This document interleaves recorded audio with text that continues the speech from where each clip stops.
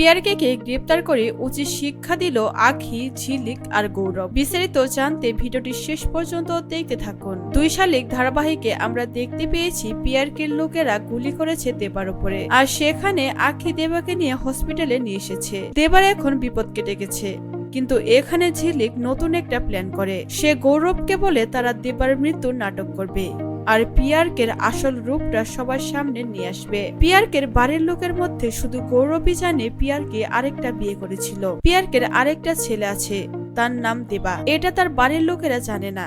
তাই ঝিলিক এবার প্ল্যান করে যে সমস্ত সত্যিটা সবার সামনে নিয়ে আসবে এবং কি পিয়ারকে উচিত শিক্ষা দিবে। আখি পিয়ারকের কাছে গিয়ে 24 ঘন্টা সময় নিয়েছিল। এবার আখি বাড়িতে এসে পিয়ারকে কল করে আর বলে, পিয়ারকে তোমার কাউন্টডাউন শুরু হয়ে গেছে। অন্যদিকে ঝিলিক আর গৌরব মিলে সেই লোকটাকে খুঁজে বের করে যে দেবাকে গুলি করেছিল। তাকে খুঁজে বের করে উত্তম মধ্যম দিতে থাকে।